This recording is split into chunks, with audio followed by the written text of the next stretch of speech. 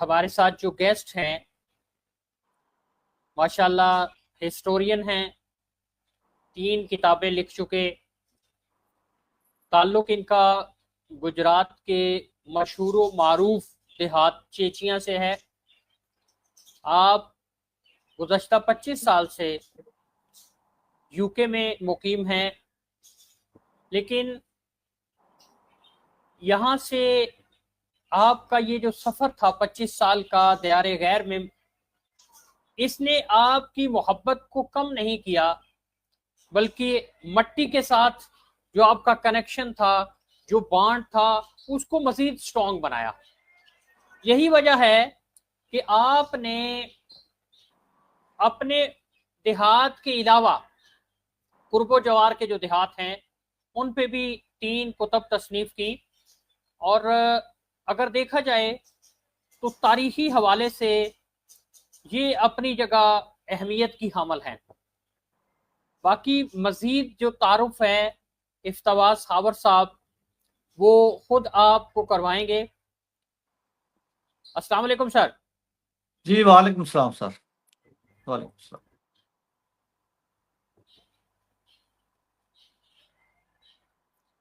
Sir हम चाहेंगे कि आप ज़रा अपने इस सफ़र का तज़करा अपने अल्फाज में, और फिर इन किताबों की तसनीफ़ के दौरान आपको जो मुश्किलात आई और किस तरह से अहबाब ने इन मुश्किलात को कम करने में आपकी मदद की।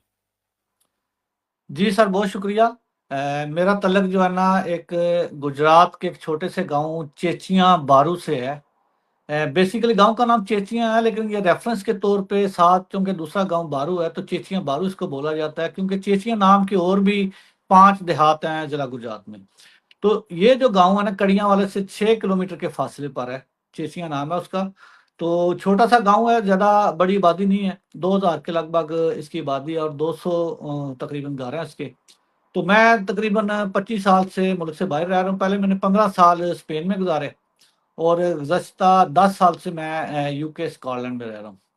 तो मुझे बस शुरू में लिखने का शौक था, तो बेसिकली मैंने शुरू किया लिखना जो है ना ये फेसबुक पे लिखना शुरू किया। मुख्तलिफ आर्टिकल मुख्तलिफ टॉपिक पे मैं लिखता था।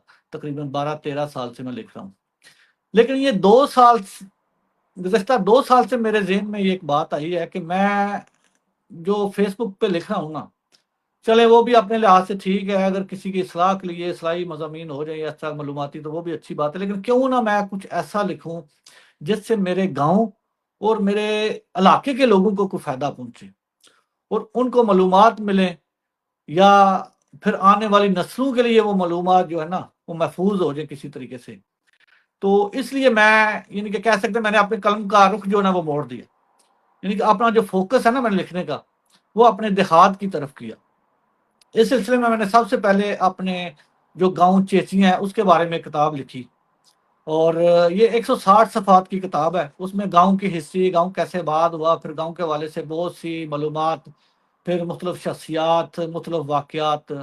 लेकिन वो मेरी पूरी कोशिश थी कि एक तो उसमें कोई नेगेटिव चीज़ ना हो, लेकिन हमारे गांव का जो जैसे कि माशरा है, माहौल होता है, उसमें वो बहुत ज़्यादा कुछ मसले मसाइल भी हो जाते हैं, जेलसी भी होती है। तो एक तो वो मैंने पूरी कोशिश की कि किसी को बात करने का मौका ना मिले। फिर उसमें बिल्कुल गैर जानबदार रह के, यानी कि मैंने अपनी फैमिली और अपनी बरादरी को ज़्यादा अहमियत नहीं दी, दूसरे लोगों को मैंने ज़्यादा हाईलाइट किया, उनके बारे में ज़्यादा मुस्बत चीज़ें लिखी। तो ये इसके बारे में थोड़ा सा आपको गांव की हिस्ट्री के बारे में बताता चलूं कि ये गुर्जर कौम की एक सब कास्ट है चेची, उसके नाम से ये गांव आबाद है।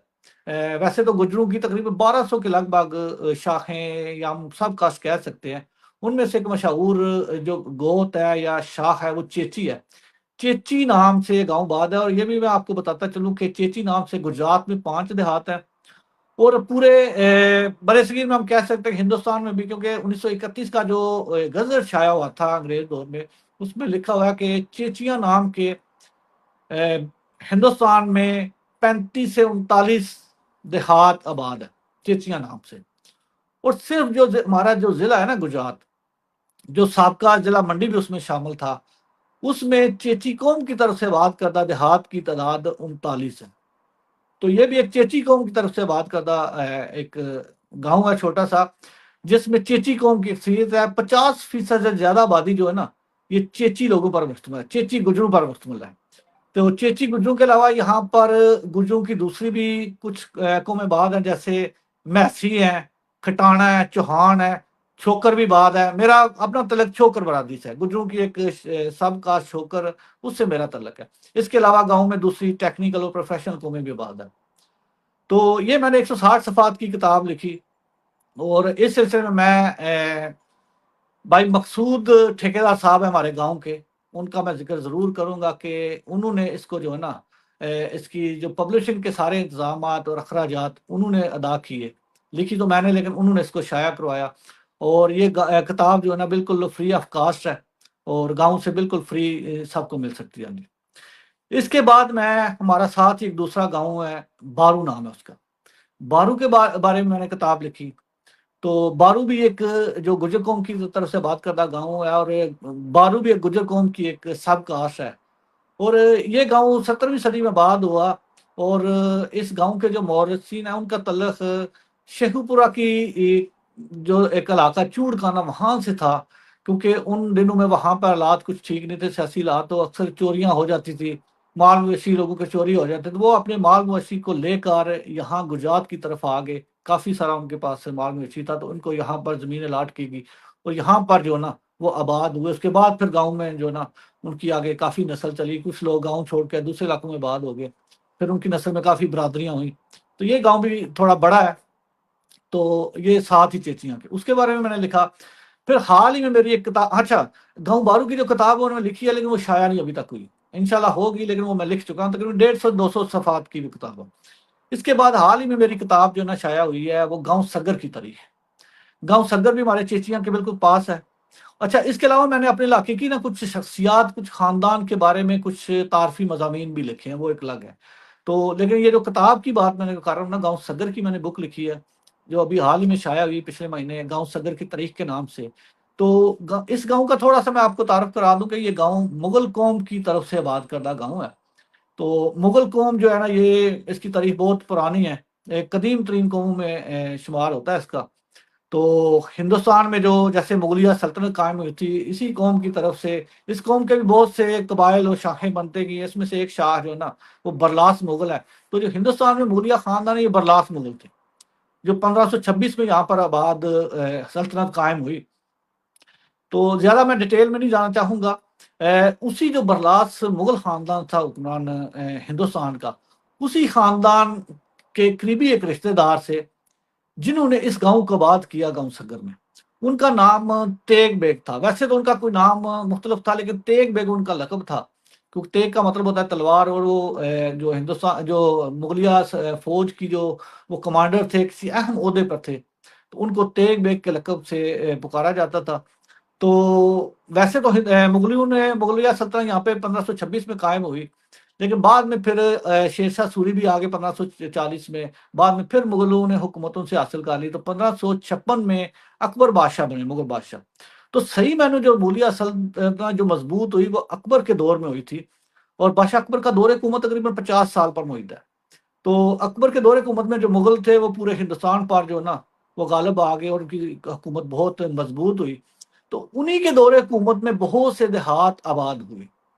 ये जो गाँव सगर है ना, ये चूंकि जो इस गांव के मोर्चे आला तेग बेग का तलक हुक्मरान खानदान से था, तो 1570 के लगभग ये जब ज्यादा एज के हो गए, तो इनको फौजी खिदमात के सिले में इस गांव की जगह पे ये जो बरसाती नाला चेचियां और सगर के दरमियान में, हम उसको दवाड़ा बोलते हैं, दवाड़े के मशरक वाली साइड पे बहुत बड़ा रकबा लाट किया गया। तो यहाँ सबसे पहले वो आकर आबाद हुए, तेग बेग। तो तेग बेग के बारे में आपको बताता हूँ, चलूँ कि उनके 3 बेटे थे, जिनकी औलाद यहाँ पर आबाद है, ना सिर्फ सगर में बल्कि दूसरे साथ ही 2 देहात है, चक बगा और चक बुजुर्ग, वहां पर भी तेग बेग की बात ने फिर 2 दूसरे गांव आबाद किए। तो उनका जो मज़ार है तेग बेग का, वो हंज तोंजग है, वो जो साथ ही 2 किलोमीटर के फासले पर गाँव है, वहां पर उनकी कब्र है, मुबारक है। तो ये 3 गाँव मुगलिया कौम की तरफ से। वैसे मैं आपको ये भी बताता चलूँ कि हमारे गुजरात में मुगलों के बाद करदा देहात की तादाद 22 है। 22 देहात ऐसे हैं जो मुगल कौम ने बात किए, उनमें से 3 देहात ये है, जिनमें से एक गांव सगर है। जिसके बारे में पूरी एक किताब लिखी है, 380 सफ़ात की किताब है। उसमें मुगलों की बैकग्राउंड हिस्ट्री के अलावा फिर तेग बेग, बाबा तेग बेग के बारे में लिखा है। फिर गांव आबाद होने के बाद यहाँ पे मस्जिद कैसे बनी, कैसे माहौल, कैसे गांव की जो है ना आबादी हुई, उसके बारे में जो मौजूदा जो सूरत हाल है गांव की, मुख्तलिफ शख्सियात पढ़ी लिखी, इसके हाफिज साहबान कौन है, जो पुराने टीचर जो गुजरे हैं, जो भी मुख्तलिफ शख्सियात, बहुत तफसील से मैंने ना उनका जिक्र किया ये गाँव सकर में। बाकी आपने सवाल पूछा था कि आपको मुश्किलात क्या पेश आई।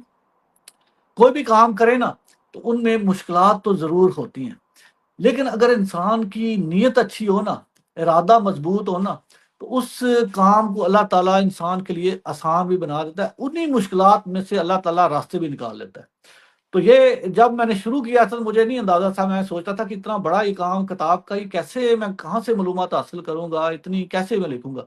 लेकिन ये अल्लाह ताला की मेहरबानी से और कुछ दोस्त, कुछ बहुत अच्छे लोग बीच में मिल गए, जिनके साथ चलते हुए ये सफ़र जो है ना आसान हो गया।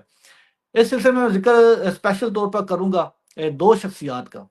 मिर्ज़ा अज़मत बेग ऑफ गाँव सगर, और एक मोहतरमा अंकल जो है ना अलादता साहब है, रिटायर्ड नेवी ऑफिसर है। इन 2 शख्सियात ने मेरे साथ बहुत तावन किया और तकरीबन 6 महीने मुझे ये लिखने में लगी, और तकरीबन डेली हम एक-दूसरे से राब्ते में रहते थे। डेली मैं इनसे राब्ते करता, इनको मुख्तलिफ टास्क देता, मुख्तलिफ सवालात पूछता, और जो मालूमात इनके पास ना होती है फिर गाँव में मुख्तलिफ लोगों से राब्ते करते। कुछ पुराने बुजुर्ग भी गाँव में जो है ना वो अभी हयात हैं, उनसे काफ़ी मालूमात मिली। तो ये काफ़ी जो है ना आसानी हो गई इन 2 शख्सियात की वजह से, और तकरीबन जो 90% मालूमात है ना मुझे गाँव सगर की, ये इन 2 शख्सियात ने दी। बाकी मेरा बहुत से लोगों के साथ राब्ता था, तकरीबन 40-50 लोगों के पास राब्ता था। उनसे भी मैं पूछता था, और जो मुझे मालूमात मिलती मैं उनसे दूसरे लोगों से कन्फर्म भी करता था। और बहुत अच्छे तरीके से इन्होंने बिल्कुल गैर जानबदार होके, ये नहीं कि सिर्फ़ अपने बारे में, इन्होंने जो दूसरी बरादरियाँ हैं, दूसरे लोग हैं, उनके बारे में भी इन्होंने बिल्कुल ईमानदारी के साथ मुझे जो है ना ये मालूमात लिखी, फ़राहम की, और मैंने लिखी। और उसके बाद ये किताब जो है ना, तो किताब की इशाअत का जो ना वो इंतज़ाम ज़्यादातर मोहतरमा मिर्ज़ा अमजद बेग साहब ने किए हैं, जो कि गाँव सगर के हैं और बेल्जियम में रिहाइश पज़ीर हैं। तो उनको भी बहुत बड़ा क्रेडिट जाता है कि लिखी तो मैंने, उसमें महावनत भी उन 2 लोगों की शामिल की थी, लेकिन किताब को शाया करने के जो तमाम अखराजात है ना, वो मोहतरमा अमजद साहब ने, और 2 दूसरे दोस्त हैं उनके, उन्होंने भी साथ उसमें जो ना हिस्सा डाला, और ये फिर एक मुकम्मल किताब की सूरत में शाया हो चुकी है। और ये गाँव में मौजूद है। तकरीबन 500 कापियाँ हमने इसकी मँगवाई थी ये पिछले महीने, और वो तमाम जो किताबें हैं ना, वो लोगों ने ले ली हैं। फिर मज़ीद अभी 200 किताबों का ऑर्डर दिया हुआ है। वो कुछ दिन तक मज़ीद उनकी अभी मज़ीद फ़रमाइश आ रही है कि हमें चाहिए किताबें। तो 200 किताबें मज़ीद कुछ दिन तक आ जाएँगी, और जिन लोगों को किताबें नहीं मिली वो भी इंशाल्लाह उनको मिल जाएँगी, और ये बिल्कुल फ्री ऑफ कॉस्ट है किताब, कोई इसकी कीमत नहीं है। जी सर।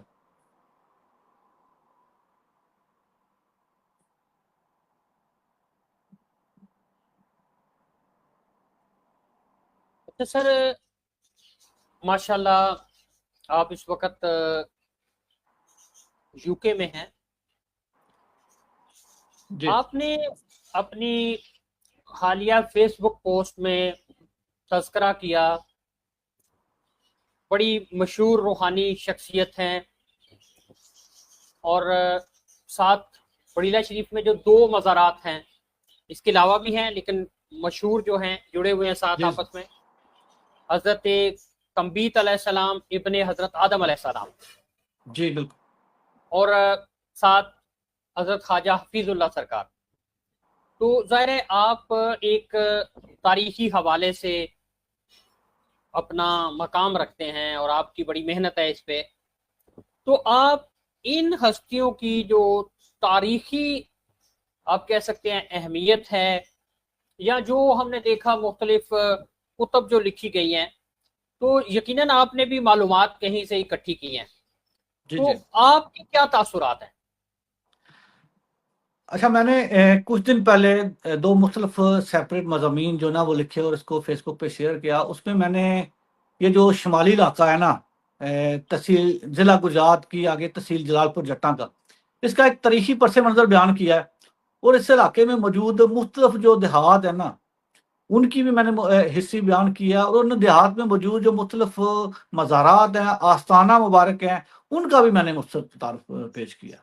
जी तो उसी सिलसिले में एक पार्ट था वो कड़ियाँ वाला और इसके गिरदोनवा की देहात की मैंने तारीख बयान की, फिर दूसरे पार्ट में टांडा और इसके गिरदोनवा की देहात की। तो थोड़ा सा मैं आपको इस इलाके का तारीखी पस मंजर जो है ना वो मैं बयान कर दूं कि ये और यहाँ पे जो मौजूद देहात हैं ये कब आबाद हुए।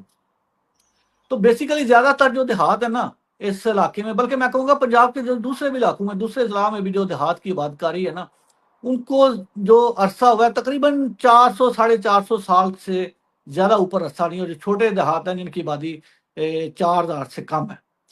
तो ये ज्यादातर बेहतर देहात जो आबाद हुए ना ये बादशाह अकबर के दौर में 1560 के बाद और 1600 के दरमियान आबाद हुए। इससे पहले क्या होता था कि इस इलाके में ना मुख्तलिफ चरागाहें थी, मुख्तलिफ लोग आते थे दूसरे इलाकों से और यहाँ पर माल मवेशियों को लेकर चरागाहें चराने के लिए आते थे। बाद में फिर सीजन के ख़त्म होने के बाद वो दूसरे इलाकों में चले जाए, मूव हो जाते थे मुश्किल तौर पर, क्योंकि ना ही उनके पास यहाँ पर ज़मीनें थी, ना ही उनके मुश्किल ठिकाने थे।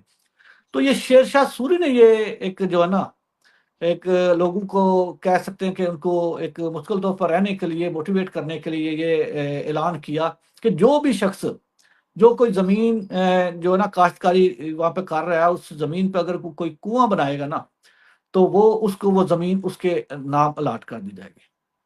तो ये एक बड़ा अच्छा एक कानून था। लेकिन शेरशाह सूरी तकरीबन 5 साल ही हुक्मरान, वो उनकी डेथ होगी एक बारूद के धमाके में।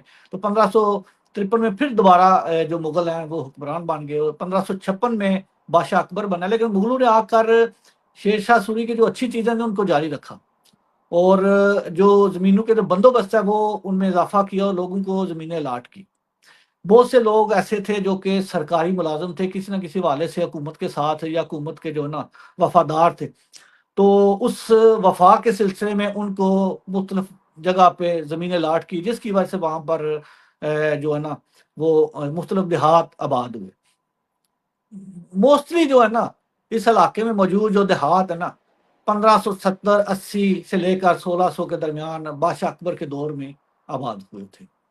तो इससे पहले जो ये देहात है ना इस इलाके की तारीख बहुत कदीम है, लेकिन उसके बारे में हमें कोई वाज़ह कोई तारीखी सबूत नहीं मिलता, क्योंकि हज़रत आदम अलैहिस्सलाम इधर श्रीलंका में जब आसमान से जन्नत से उतारे गए तो श्रीलंका में उतरे थे, यहाँ से फिर उनकी औलाद इधर भी फैली।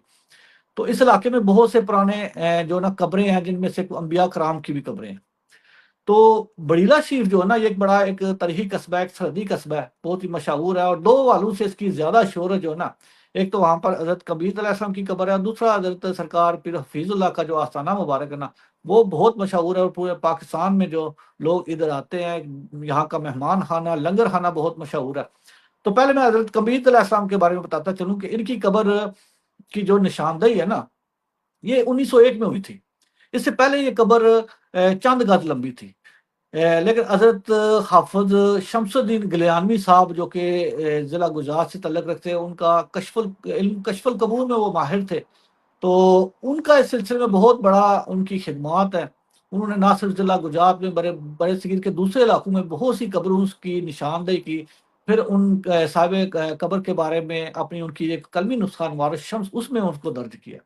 तो ये कब्र जो है ना हज़रत कबीर अलैहिस्सलाम की निशानदेही उन्होंने की थी 1901 में। वो यहाँ से गुज़र रहे थे, कश्मीर की तरफ जा रहे थे। तो जब वो पास से गुज़रे तो उन्होंने अपने साथियों से कहा कि जी मुझे कि यहाँ पर ना खुशबू आ रही है किसी अल्लाह के बरगज़ीदा पैगंबर की कब्र है। तो वो फिर उस कब्र के पास गए और अपने इल्म के ज़रिए, कश्फ़ुल कबूल के ज़रिए उन्होंने मालूमात हासिल की, यहाँ पे मुराक़बा किया और अहले इलाका को बताया कि ये हज़रत कबीर अलैहिस्सलाम जो हज़रत आदम अलैहिस्सलाम के फ़र्जंद है। तो उसके बाद वो उनकी कब्र जो है ना 70 गज लंबी कर दी गई। अच्छा, ये जो 70 गज लंबी हो ना कब्र, या यहाँ पर मुख्तलिफ जो है ना कब्रें 9 गज लंबी हैं, इनके बारे में कुछ तारीखी या कुछ साइंसी वाले से कोई सबूत नहीं है। ये इस सिलसिले में हमें जो इल्म कश्फुल कबूर के जो ना जो भी इल्म लोगों ने हासिल किया उन्हीं पे इत्तेफाक करना पड़ेगा। लेकिन यहाँ पर बात अकीदे की भी आ जाती है। कुछ लोग इन चीज़ों को नहीं मानते, कुछ लोग जो मानते हैं, इसलिए हम इस बहस में हमें पढ़ने की ज़रूरत नहीं है कि ये सही है, ये गलत है। जो लोग इस पे अकीदा रखते हैं, इनको मानते हैं, उस हवाले से ये मैं बात कर रहा हूँ, उनकी दिलचस्पी के लिए कि ये उन्होंने निशानदेही की। और उसके बाद तहसील खारियाँ के एक बुजुर्ग थे, यहाँ पर 80 की दहाई तक ना नॉर्मल ईंटों से लंबी कब्र बनी हुई थी, ऊपर चादर ये चढ़ी हुई थी, साथ में एक चार दीवारी भी थी।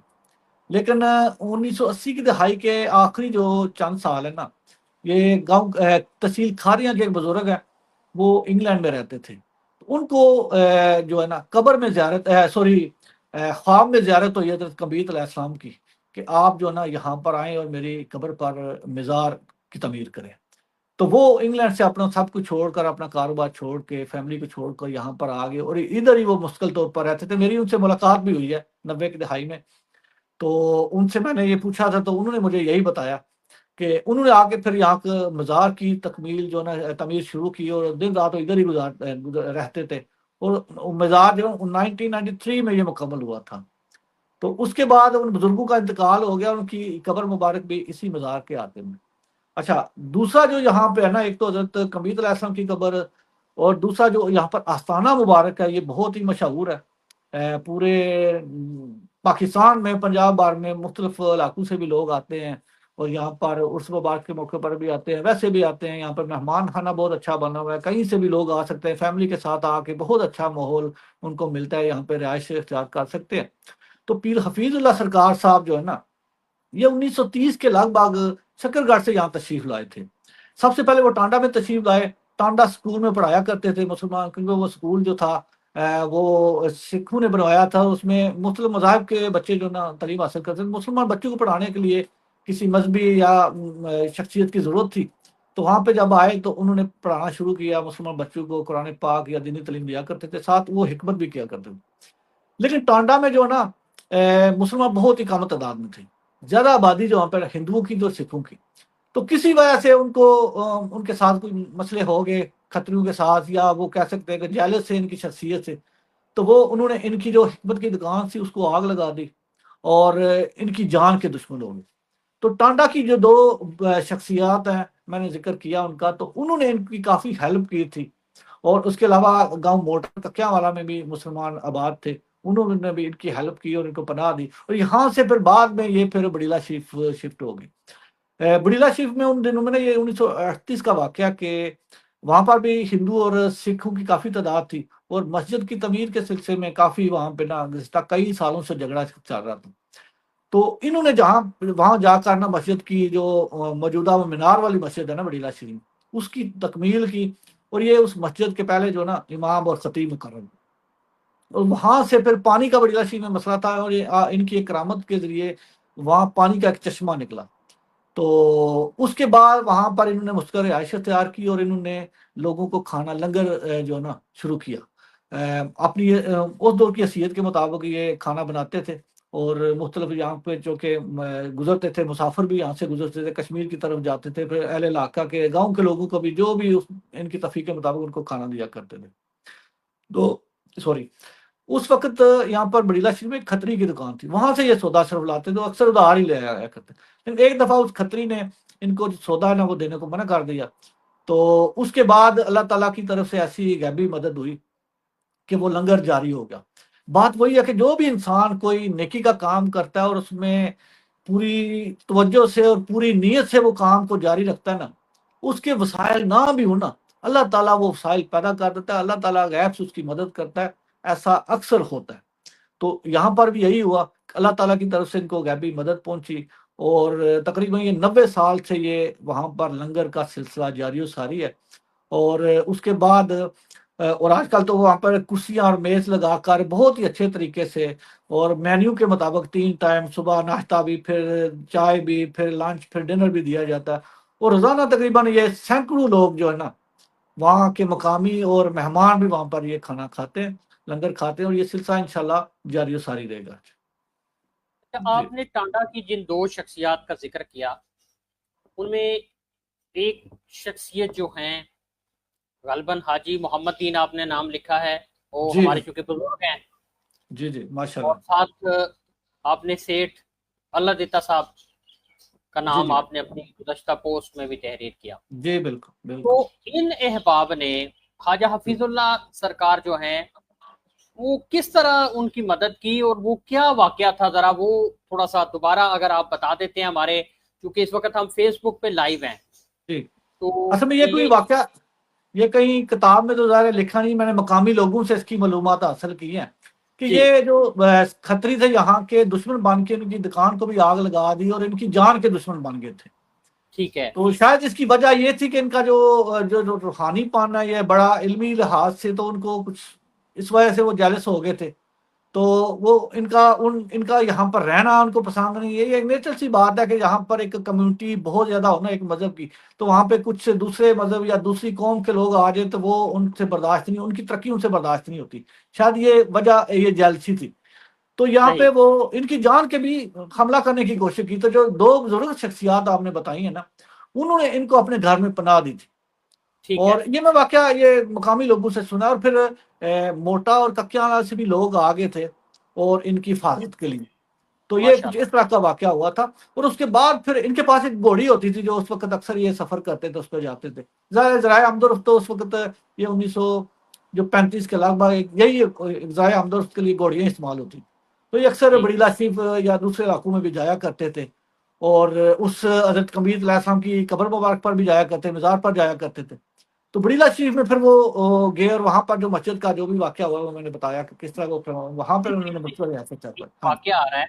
जी मैंने ये पढ़ा है एक किताब में ही कि हजरत ख्वाजा हफीजुल्लाह सरकार जो है ना, जी इनके वालिद साहब जो हैं, वो खुद भी एक रूहानी बुजुर्ग गुजरे हैं। जी बिल्कुल। उनकी एक पूरी एक गद्दी थी उधर शक्करगार्ड में, रूहानी गद्दी थी बिल्कुल। कहते हैं कि बहुत ये बड़ी जो कि शख्स।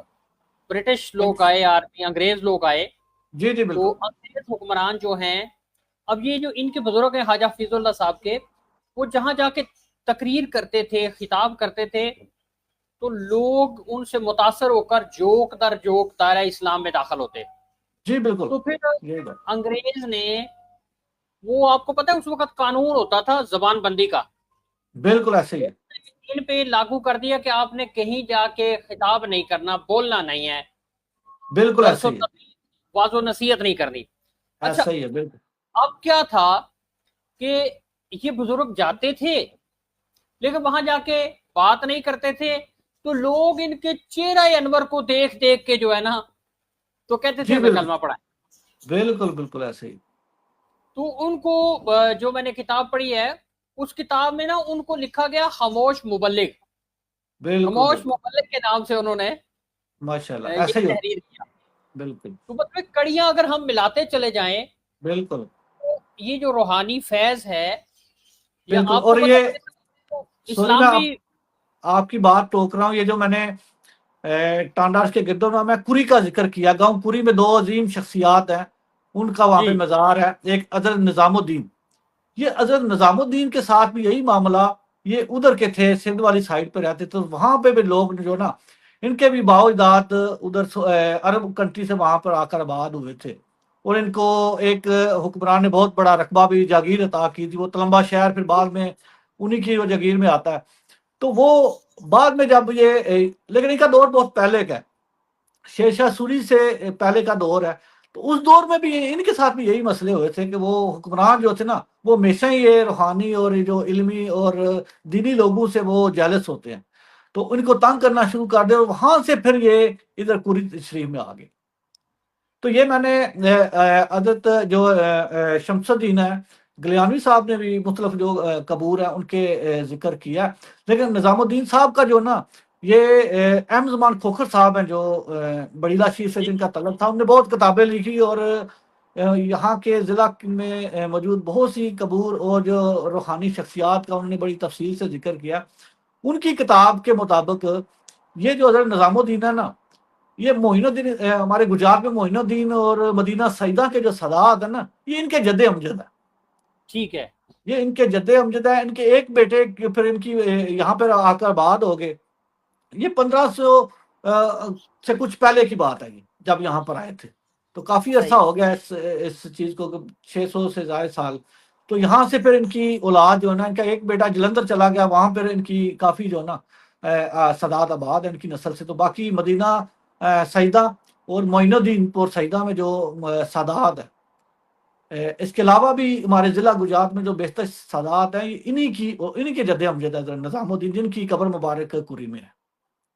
और इसके अलावा मलक जसरत खोखर का भी मैंने जिक्र किया, जो कि एक खोखर सल्तनत थी। ये 15वीं सदी की बहुत बड़ी सल्तनत थी। उसमें ये कश्मीर का पूरा इलाका शामिल था, ये पंजाब का, लाहौर पे भी इनको कंट्रोल हासिल था। तो उसके जो हुक्मरान थे मलिक जसरत, उनकी कब्र भी और मज़ार कुरी शरीफ में है। उसका भी मैंने कुरी कुरी शरीफ की जहाँ पे हिस्ट्री लिखी है, वहाँ पे दोनों जी, शख्सियात का मैंने तफसील से जिक्र किया आज। आपका मजीद हम टाइम आप नहीं लेते, हमने आपको पहले भी एंगेज किया हुआ है। पूरा एक आपका हमने 50 मिनट का एक डिटेल्ड पॉडकास्ट भी किया है, वो भी हम इंशाल्लाह जल्द अपने फेसबुक पेज पे, यूट्यूब पे, इंस्टा पे भी हम वो शेयर करेंगे। अभी आपने रिसेंटली एक जो किताब सग्गर की तारीख लिखी है, जी जी जी जी उसको जरा मुख्तसरन बयान करें, फिर इंशाल्लाह हम आपसे इजाजत देते हैं। और जी, ये किताब मेरा ख्याल मैंने पहले थोड़ा सा तारफ करा दिया है कि मुगल कौम की जी, तरफ से बात करता है, ये गांव है। और इस गांव के जो मोरसे आल हैं, तेग बेग उनका नाम था, वहाँ हाँ वो आए थे तकरीबन 16वीं सदी 1570 के लगभग उनको यहाँ पर जमीन अलाट हुई और वहाँ पर आकर आबाद हुई। तो अगर आप इस गांव इस किताब में मैंने मुगल कौम की जो ना बेसिक हिस्ट्री, जो पुरानी हिस्ट्री या कहाँ से ये हाँ कौम चली, उसका भी मैंने जिक्र किया। वो मैं आपको मुख्तसर बताता हूँ कि मुगल कौम एक एक बहुत कदीम, दुनिया की कदीम तरीन कौमों में इसका शुमार होता है। और अगर हम हजरत नूह अलैहिस्सलाम तक ये लेके जाएं इस कौम का शजरा, तो ये तो हम सबको मालूम है कि इस वक्त दुनिया में जितने भी हम इंसान हैं, हजरत नूह अलैहिस्सलाम की जो 3 बेटे थे उनकी औलाद से। जी, तो हजरत नूह अलैहिस्सलाम की जो बेटे हजरत साम थे, उनकी 5वीं पुश्त, और ये हम जो एशियन है ना, ये अक्सरियत हजरत साम की औलाद से हैं। जितने भी एशिया बरसीर में श्रीलंका, बांग्लादेश और चाइना, ये सेंट्रल एशिया के भी उसमें ममालिक आ जाते हैं, हजरत साम की औलाद से। हजरत साम की औलाद में से 5वीं पुश्त में से एक सरदार होते हैं अल नजा खान। जी, अच्छा, उन्होंने, वो पहले शख्स थे जिन्होंने अपने नाम के साथ खान का लक़ब बताया। खान का मतलब होता है सरदार, यानी बड़े रुतबे वाला। तो उन्होंने खान साथ लगाया। और ये खान सिर्फ मुगल नहीं, और भी बहुत सी जो कौमों के लोग हैं ना, वो अपने नाम के साथ खान लगाते हैं, तो आपको इल्म ही होगा। अल नजा खान के 2 बेटे थे, एक का नाम ततार खान और दूसरे का नाम मंगोल खान था। अब ये जो हम्म, मुगल कौम जितनी है ना, ये मंगोल खान की औलाद से। तो मंगोल खान की औलाद से, अब वो नाम मंगोल से मुगल कैसे हुआ, ये भी मैं आपको बताता हूँ कि मंगोल जो है ना, अरबी, जब ये मंगोल हुक्मरान अरब में आए ना, तो अरबी में गाफ नहीं होता, तो उन्होंने गैन इस्तेमाल करते को मंगोल कहना शुरू कर दिया। तो मुगल से ये, फिर मंगोल से ये नाम मुगल मशहूर हो गया, और हिंदुस्तान बर सगीर में ये मुगल नाम के तौर पर मशहूर हुआ। तो मंगोल खान का जो आगे जो नस्ल चली है ना, वो मुगल कहलाती है। और उसमें मेन इनकी जो तारीख है ना, वो 2 जो बड़े बादशाह या फातहीन थे, उनका तस्करे के बगैर इनकी जो हिस्ट्री है वो नामुकम्मल है। उसमें एक चंगेज खान है और दूसरे अमीर तैमूर है। चंगेज खान वो मुसलमान नहीं थे, लेकिन सही मानों में मुगलों की तारीख वहीं से शुरू होती है कि बहुत बड़े फातहीन थे और बहुत एक बड़ी सल्तनत उन्होंने, जिसमें आज के बहुत से ममालिक शामिल हैं, उन्होंने वो कायम की थी। और दूसरी तरफ अमीर तैमूर है, वो मुसलमान थे। और जो बरसीर का हुक्मरान खानदान है ना, ये मुगल बरलास है। अब बरलास कहाँ से शुरू होते हैं, ये जो मंगोल जिसका मैंने जिक्र किया, उसकी 17वीं पुश्त में एक सरदार होते हैं एरद मची बरलास। उसकी जो आगे औलाद है, उन्होंने मतवातर जो है ना अपने नाम के साथ बरलास लिखना शुरू किया। तो अमीर तैमूर जो है वो बरलास बरलास कबीले से। और अमीर तैमूर के कबीले से ये जो हिंदुस्तान का हुक्मरान, जो मुगलिया सल्तनत के बानी है ज़हीरुद्दीन बाबर, ये खानदान अमीर तैमूर की नस्ल से आई, यानी कि बरलास है। और इनका जो शजरा है ना, 5वीं पुश्त में अमीर बाप की तरफ से अमीर तैमूर से मिलता है, ये जो ज़हीरुद्दीन बाबर है। और 21वीं पुश्त में जाकर माँ की तरफ से इनका शजरा चंगेज खान से मिलता है। तो ये 1526 में यहाँ पर हुकूमत हासिल की मुगलों ने। और उसके बाद 1540 में शेरशाह सूरी ने इन पर कंट्रोल हासिल कर लिया बड़े सगीर में कुछ इलाकों में। फिर शेरशाह सूरी का जल्दी इंतकाल हो गया एक बारूद के धमाके से। उसके बाद फिर मुगलों को मौका मिल गया, 1553 में फिर मुगलों ने हुकूमत हासिल की। 1526 में फिर अकबर बादशाह बनते हैं मुगलों के। और सही मानों में जो मुगलों को हिंदुस्तान में अरूज मिला है, वो अकबर बादशाह के दौर में मिला है कि इनकी हुकूमत बहुत ज़्यादा मजबूत होगी। और फिर 1556 में और ये अकबर बादशाह का जो दौरे हुकूमत है तकरीबन 50 से कुछ साल ऊपर तक ये मोहित है। और इसी दौरे हुकूमत में 1570-80 के दौर में बहुत से देहात की आबादकारी हुई। इधर हमारे गुजरात में, हमारे इलाके में भी ज़्यादातर देहात जो है 1570-80 में आबाद हुए। इसके अलावा दूसरे अजला में भी जो देहात की आबादकारी है ना, ये इनमें से बहुत से लोग ऐसे थे जो कि हुक्मरान ख़ानदान के वफादार थे, वो शाही मुलाजिम थे। तो उनकी वफा के सिलसिले में उनको मुख्तलिफ इलाकों में ज़मीनें लाट की गई, जिसकी वजह से मुख्तलिफ देहात जो ना वो आबाद हुए। और तेग बेग तो इनका एक करीबी रिश्तेदार था, और एक कमांडर था, फौजी कमांडर था, जो गाँव सगर का जो बानी है ना, मोरसे आला। तो इसको यहाँ पर जमीन अलाट की गई 1570-80 के लगभग, बहुत बड़ी जमीन। तो यहाँ पर आकर आबाद हुआ। तो ये गांव उसी ने आबाद किया, और बाद में उसके 3 बेटे थे, और उसकी औलाद ने बाद में जाकर दो मुख्तलिफ दूसरे 2 देहात भी आबाद किए, जिनमें से एक चक बग्गा गाँव है, वो भी तेग बे की औलाद में से, और चक बुजुर्ग एक साथ ही गाँव है, ये भी तेग बे की औलाद ने आबाद की। और ये 3 गाँव एक साथ ही हैं, तीनों गाँव मुगल कौम की तरफ से आबाद करता है। वैसे जो मुश्तरका जो जिला गुजरात होता था, जिसमें मंडी बहाउद्दीन भी शामिल था, उसमें मुगल कौम की तरफ से बात करदा मजबूरी देहात की तादाद जो है ना वो 22 है। 22 देहात ऐसे हैं जो मुगल कौम ने बात की। जी सर। माशाल्लाह, आपने बड़ी ही डिटेल में जाके तो तज़किरा किया है। आपका ये जो लिखने लिखाने का शौक है, ये वहां जाके भी कम ना हुआ, बल्कि जिस तरह से किताबें आपकी आ रही हैं ये बढ़ता चला जा रहा है। इसकी जी क्या सर। वजह है? इस शौक की वजह क्या है? और आपका अपना मुतालिया करने के साथ कितना ताल्लुक है? जी सर, मुतालिया का तो शौक है। अगर मुतालिया का शौक ना हो तो ये बंदा कोई से भी कुछ हासिल नहीं कर सकता। तो असल में मेरी जो कोशिश है ना, वो है कि मैं अब अपने इलाके के बारे में कुछ ना कुछ लिखूं, कुछ मालूमात लोगों तक पहुंचाऊं। इसमें ठीक कुछ है। मुख्तलिफ शख्सियात भी हो सकती है, मुख्तलिफ देहात भी हो सकते हैं, मुख्तलिफ कौमों के बारे में भी हो सकता है। तो ये मेरा जो मकसद है ना इसमें, अब वो गांव सगर के भी एक भाई ने सवाल किया था मुझसे कि भाई आपने इतनी मेहनत ये क्यों किया, आपका तल्लक भी नहीं है हमारे गांव से, आपकी कौम भी नहीं है, दूसरी कौम से तल्लक रखते हो, तो क्यों ये किया है, इसकी कोई जी। खास वजह क्या, लालच ये नहीं क्या हो सकती है। अब लोगों के जहन में ये कंसेप्ट है कि अगर कोई बंदा काम कर रहे तो जरूर उसका कोई अपना जाती मकसद या पता नहीं कोई जाती फायदा है, वो इसलिए ऐसी मेहनत की है।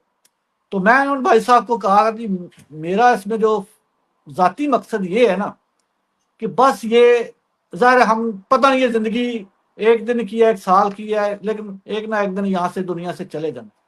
तो दुनिया से जाने के बाद भी कोई ये किताब पढ़ेगा ना, ये तहरीर पढ़ेगा, तो उसके दिल से कोई दुआ निकलेगी मेरे लिए या मेरे माँ बाप के लिए दुआ निकलेगी। बस यही जी। मेरा मकसद है। कोई दुआ कर देगा, मेरा इस मकसद पूरा हो जाएगा। यानी माशाल्लाह, कि कोई अच्छे लफ्जों में याद कर दे, बस दैट्स ऑल, और कोई मकसद नहीं बड़ी है। बात है। हाँ जी। मतलब आप कौम का, अपनी मट्टी का, अपने इलाके का कर्ज अदा कर रहे हैं। तो माशाल्लाह, बड़ी अच्छी सोच है आपकी, और यही सोच अगर हम सब की बन जाए। जी सर, ये एक इंसान का ना एक फर्ज भी है कि एक मशहूर हदीस है कि जब क़यामत का दिन होगा ना, तो वहां पे सब लोग अपने उधर हिसाब किताब के लिए अपने इंतजार में होंगे। उस वक्त तक इंसान के कदम नहीं हिल सकेंगे जिस वक्त तक वो 3 सवालों के जवाब नहीं देगा। उनमें से एक सवाल है कि उसने जो कमाया, कहां से कमाया, कहां से खर्च किया। और एक जो सवाल है ना, उसके पास जो इल्म था उसका क्या इस्तेमाल किया। हम्म। अब इल्म से मुराद सिर्फ ये किताबी इल्म नहीं है, इससे मुख्तलिफ इंसान की ना सलाहियतें, इंसान का टैलेंट भी उसमें आ जाता है। अगर ऐसा ही है। इंसान के पास कोई भी सलाहियत है तो वो अल्लाह ताला की तरफ से एक नेमत है, कता करता है। उसमें इंसान का अपना, मैं समझता हूं, कुछ भी अमल दखल नहीं है, अल्लाह ताला ने वो सलाहियत दी है। अब उस सलाहियत को इंसान ने मुस्बत तौर पर उसका इस्तेमाल करना है। अगर वो नेगेटिव इस्तेमाल करेगा तो ये उसका साथ देना पड़ेगा। तो ये इंसान से पूछा जाएगा कि ये जो चीज थी या ये जो टैलेंट था आपने इसका इस्तेमाल किया, क्या किया इस्तेमाल। तो इसलिए मेरा ये एक किस्म का कह सकते हैं ये पैगाम भी है सब लोगों के लिए, उनमें अगर कोई भी सलाहियत है तो वो उसको मुस्बत अंदाज में उसको आगे फैलाएं। और अगर इल्म है तो इल्म लोगों तक पहुंचाएं या दूसरों को सिखाएं। अगर कोई प्रोफेशन है तो वो भी उन पर फर्ज है कि वो प्रोफेशन लोगों को बताएं, दूसरों तक मुंतकिल करें। क्योंकि इसके बारे में उनसे पूछ के होगी। जी जी सर। चलें, इस प्लेटफॉर्म का फायदा उठाते हुए, क्योंकि अब ये तो सोशल मीडिया पे वीडियो पड़ी रहेगी, जब तक सोशल मीडिया है ये वीडियो भी रहेगी। तो आपने अपने इल्म को किताबी शक्ल दे दी कि हजूर शेख उस्मान अहमद सरहंदी अल मारूफ दाता साहब, आप कशफुल माजूब में लिखते हैं कि ए इंसान तू अपने इल्म को लिख कर कैद कर ले। गोया आपने इस इल्म को लिख कर कैद कर लिया। जी सर। और हम जो गुफ्तगू करते हैं, अब तो चले सोशल मीडिया के जरिए ये महफूज भी हो जाती है, लेकिन हर जगह हर बंदा रिकॉर्ड नहीं कर सकता। इवन अभी भी, जो कि इतना बड़ा टेक्नोलॉजी का एक सैलाब आया हुआ है, लेकिन फिर भी बहुत सारे लोग, ज्यादा लोग वो हैं जो अभी भी टेक्नोलॉजी का इस्तेमाल नहीं कर सकते। जी लेकिन बिल्कुल। ये जब आपने किताबी शक्ल दे दी, तो गोया आपकी जो किताब है, अच्छा जब सर, तक सॉरी, वो मैं है। आपको आपको मैं बात आपकी टोक रहा हूँ कि जब मैं शुरू में लिखी थी ना अपने गांव की, तो शुरू में मेरा वो उस वक्त मेरा ज़हन नहीं था कि मैं इसको किताब भी शक्ल में छुपाऊंगा। हम्म। क्योंकि आजकल बहुत से नौजवान, बहुत से लोग जो सोशल मीडिया पे वो चीज़ पढ़ लेते थे, मेरा मकसद एक लोगों को मालूमात फराहम करना था। लेकिन फिर मुझे कुछ दूसरे लोगों ने, भाइयों ने मशवरा दिया कि नहीं, आप इसको किताबी अंदाज में दोबारा लिखें और इसकी किताब का जो ना वो इंतज़ाम करें, क्योंकि सोशल मीडिया पे जो चीज़ है वो सब लोगों तक पहुंच नहीं सकती। गांव के बहुत से जो बुजुर्ग हैं, वो सोशल मीडिया या मोबाइल पे वो बड़ा मुश्किल हो जाता है पढ़ना मोबाइल पे, हर एक के लिए खवातीन नहीं पढ़ सकती। तो इसलिए जो किताबी शक्ल में अगर चीज़ है तो वो तो फिर कायम रहने वाली है ना, उसको हर बंदे की दस्तरस में वो आसानी से चली जाती है, हर बंदा उसको पढ़ सकता है। जी। आप चूंकि बाहर की दुनिया का एक वसी तजर्बा रखते हैं, आप इस प्लेटफॉर्म के ज़रिए से हमारे वतन अजीज़ में मौजूद या बाहर मौजूद जो हमारे नौजवान हैं, उनको क्या पैगाम देना चाहते हैं? सर, एक तो वतन अजीज में, चूंकि मेरा ये लिखने का तलक है, मुख्तलिफ कौमों और देहात के बारे में मैं लिखता हूँ, उस हवाले से एक मुख्तसर सा मेरा पैगाम है कि ये जो मुख्तलिफ कौमें हैं ना, ये इंसान की सिर्फ और सिर्फ पहचान के लिए, ये फख्र करने के लिए नहीं है। ये अल्लाह ताला ने एक पहचान के लिए मुख्तलिफ कौमें और मुख्तलिफ लोग बनाए हैं, मुख्तलिफ कबीले बनाए हैं। तो हमें इन पे गरूर या तकबर नहीं करना चाहिए। सब इंसान बराबर है। हम तमाम लोग जो इंसान है, हज़रत नूह अलैहिस्सलाम के औलाद में से, या हम कह सकते हैं हज़रत आदम अलैहिस्सलाम की औलाद से, तो इसमें गरूर तकबर का कहीं भी एलिमेंट नहीं होना चाहिए। हाँ, इंसान को अपनी आदतें बेहतर करनी है, अपना अखलाक बेहतर करना है, अपनी सीरत बेहतर करनी है, ना कि हम ऐसी चीज़ पे फ़ख्र करें जिसका हमें, हमारा 1% भी उसमें अमल दखल नहीं है। एक तो हमारे लोगों के लिए एक पैगाम। दूसरा आपने कहा जी, ये जो बाहर के ममालिक में जो रह रहे हैं उनके लिए एक पैगाम। तो ये जो हम इधर रहते हैं ना, जितने भी हम ओवरसीज हैं, एक किस्म के हम अपनी कौम के, अपने वतन के एक सफ़ीर होते हैं। तो हम सबको कोशिश करनी चाहिए कोई ऐसा काम ना करें कि हमारे वतन पे आँच आए, हमारे मज़हब पे आए। क्योंकि यहाँ पर जब कोई गलत काम करता है ना, तो 3 किस्म के जो ना वो इल्ज़ामात बाद दफ़ा लगते हैं। उधर पाकिस्तान में भी यही है। एक तो उसकी ना, अगर कोई बुरा काम करता है, उसके माँ-बाप की तरबियत पे फ़र्क आता है। लोग सोचते हैं शायद इसके माँ-बाप ने इसकी तरबियत नहीं की होगी। माँ-बाप की जो ना इज़्ज़त पे हर्फ आता है। दूसरा वतन पे, यहाँ पर अगर दूसरे मुल्कों में कोई बंदा गलत काम करता है, कोई 2 नंबरी करता है, कोई जुर्म करता है, तो वो कहते हैं जी ये पाकिस्तानी ने किया। एक तो इससे हमारा वतन बदनाम होता है, और तीसरी जो बात है, हमारा उससे मज़हब बदनाम होता है। अब यहाँ पर अगर कोई ईसाई या कोई गोरा कोई गलत काम करेगा ना, उसको कोई नहीं बोलेगा कि ये ईसाई ने किया। लेकिन अगर कोई मुसलमान गलत काम करता है ना, तो ये लोग कहते हैं ओ जी मुसलमान ने किया। तो ये हमें ज़हन में रखना चाहिए कि कोई ऐसा काम ना करे कि हमारे मज़हब पे, हमारे माँ-बाप पे, हमारे वतन पे कोई उँगली उठा सके। और दूसरी बात कि हम दुनिया के जिस कोने में भी रहें ना, हमें कोशिश करनी है कि वहाँ की सिर्फ़ अच्छी चीज़ों को अपनाएँ। देखिए, बुरे लोग हर मुआशरे में, हर जगह पर होते हैं, हर मुल्क में, हर शहर में, हर गाँव में, बल्कि हर ख़ानदान में भी होते हैं। सब लोग एक जैसी सोच नहीं होती, उसमें नेगेटिव लोग भी ज़रूर होंगे। लेकिन हमें अच्छी जो चीज़ है ना, वो अपनानी चाहिए, चाहे हमें कहीं से भी मिले, किसी गैर मुस्लिम से मिले या हमारे दुश्मन से भी अगर हमें अच्छी चीज मिलती है तो हमें उसको अपनानी चाहिए। और बुरी चीज, नेगेटिव चीज, चाहे हमें घर से भी मिले, अपने भाई से मिले, अपने बाप में भी अगर कोई खामी या बुरी चीज हो ना, हमें उसको फॉलो नहीं करना चाहिए, क्योंकि हम सब ने अपनी अपनी कब्र में जाना है। कोई भी इंसान दूसरे का बोझ नहीं उठा सके, हर एक इंसान ने अपने अमाल का हिसाब देना है। तो ये हमारी एक कोशिश होनी चाहिए कि दुनिया में जितने दिन भी है या जितनी घड़ियां हैं, अच्छे काम करें, अच्छी चीजों को अपनाएं और बुरी चीजों से बचें और गुनाहों से बचने की कोशिश करें। बहुत शुक्रिया। जी बहुत बहुत शुक्रिया आपका, आपने आज हमें अपने कीमती वक्त से नवाजा। तो ये सिलसिला हमारा रुकना नहीं चाहिए, जी काहे काहे ये सिलसिला इसी तरह जारी रहना चाहिए कि ये इल्म का सिलसिला है, ये मोहब्बत का सिलसिला है, ये दूसरों के लिए खैर और भलाई का सिलसिला है। इकबाल ने कहा था कि कोई काबिल हो तो हम शाने कहीं देते हैं, कोई काबिल हो तो हम शाने कहीं देते हैं, ढूंढने वालों को दुनिया भी नहीं देते हैं। तो आपने भी बेशक। माशाल्लाह एक नई दुनिया से हमें मुतारफ कराया। आपने न सिर्फ अपने इलाके की, अपने गांव की तारीख लिखी, बल्कि हमारे गुजरात के मशहूर जो देहात हैं उन सब की तारीख लिख कर भी आपने आज की नौजवान नस्ल को उनके आबाओ अजदाद से उनका तारुफ कराया, उनके आबाओ अजदाद की जो काविशें थी, जो मेहनत थी, उनका जिक्र किया आपने। तो आप इसके लिए आपके लिए भी हमारे दिल से बहुत सारी दुआएं निकलती हैं। हम आपके बहुत ममनून शुक्रिया। हैं, मशकूर हैं कि आपने इस तरह से हमारी तारीख को महफूज किया। और इस प्लेटफॉर्म के ज़रिए हम उन तमाम अहबाब के भी ग्रेटफुल हैं, उनके ममनून हैं, उनके मशकूर हैं कि जिन्होंने इस पूरे सफ़र में आपका साथ दिया, हर बिल्कुल हवाले बिल्कुल से सर। आपको सपोर्ट बेशक किया, आपकी मदद की। बेशक। और अल्लाह करे कि ये मोहब्बत वाले लोग इसी तरह आपके साथ, हमारे साथ जुड़े रहें और ये सिलसिले खैर के आगे बढ़ते रहें।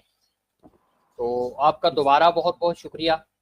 और जी हमें आपका सुनने भी बहुत। वाले उन सब के लिए हमारे दिल से दुआ है कि अल्लाह पाक आप सबको आसानियाँ दे।